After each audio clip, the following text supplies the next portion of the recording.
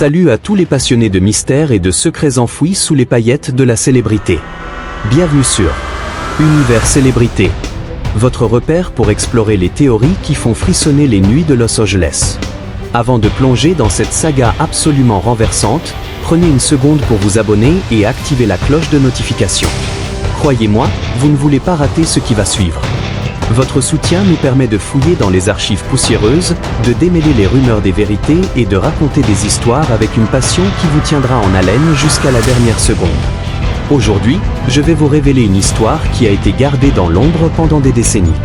Au milieu d'une tempête rugissante, deux légendes se font face. Bolo Yeung, une montagne de muscles irradiant une puissance brute. En face de lui, Lee, rapide et gracieux, bougeant comme un danseur parmi les gouttes de pluie. C'est un choc entre la force brutale et l'élégance du mouvement inattendu. Alors, qui en sortira victorieux? Dans ce duel hypothétique entre le maître du Tai Chi et le colosse du Kung Fu, nous disséquons chaque technique, analysons les forces et faiblesses, et explorons des combats réels de Tai Chi contre MMA et Muay Thai qui ont fait trembler les experts. De l'histoire de Lee à celle de Bolo Yeung, en passant par des vidéos chocs qui prouvent que le Tai Chi n'est pas invincible. Préparez-vous pour une analyse complète qui va changer votre vision des arts martiaux. À la fin, laissez-nous dans les commentaires quel combat de rêve vous aimeriez voir s'affronter. Lee vs Donnie Yen, Bruce Lee vs Jackie Chan. C'est parti pour un voyage intense dans l'univers des guerriers. Pour comprendre ce duel épique, commençons par Lee, souvent crédité comme l'homme qui a introduit le Tai Chi au monde du cinéma d'action.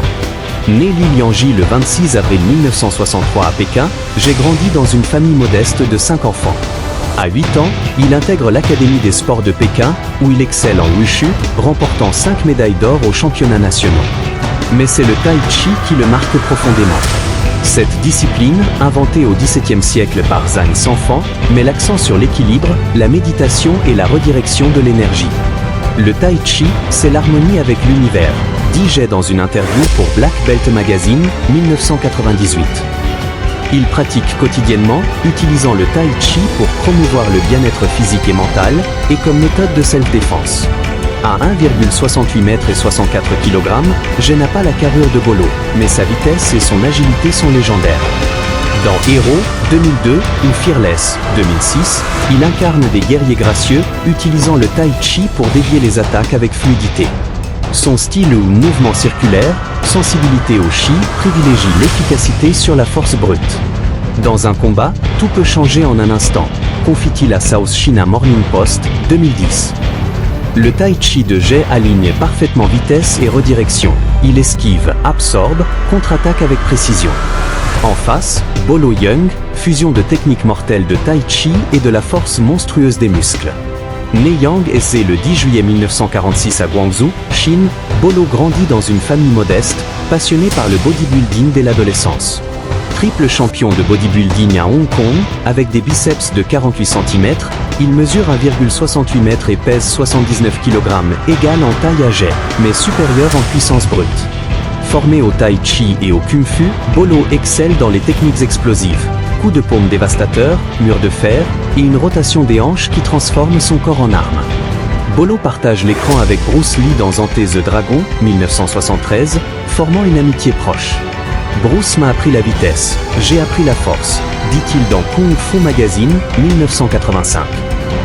Dans Bloodsport, 1988, et Double Impact, 1991, il incarne des vilains imposants, utilisant sa force pour écraser les héros.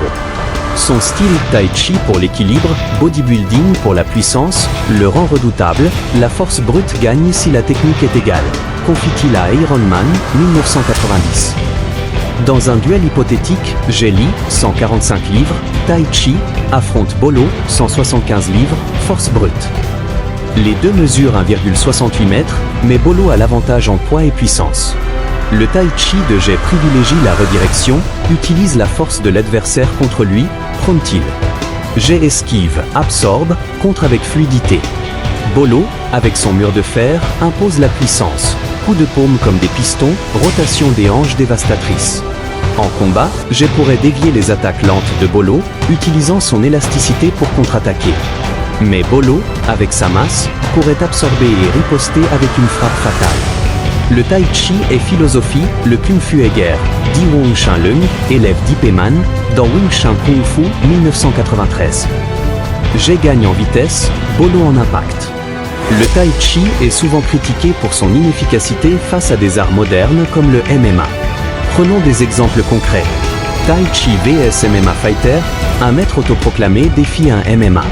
En 10 secondes, un JAB le met KO. Le Tai Chi, théorique, échoue en pratique.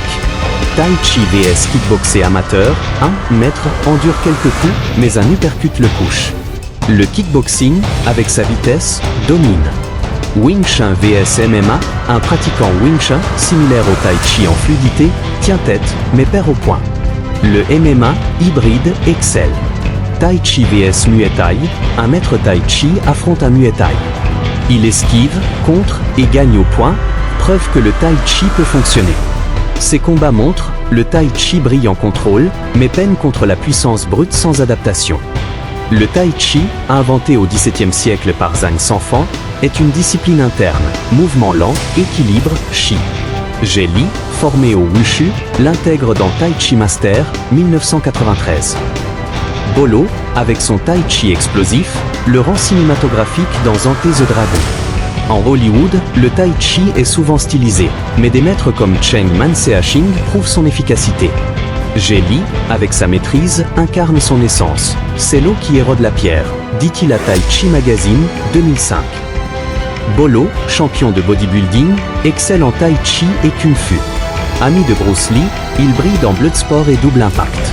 Son style ou puissance contrôlée le rend unique. Je suis une montagne qui bouge, confie-t-il à Kung Fu Monkey, 1980. Dans un ring, Jet esquive les frappes de Bolo, redirigeant son élan pour un contre. Bolo absorbe, riposte avec un mur de fer.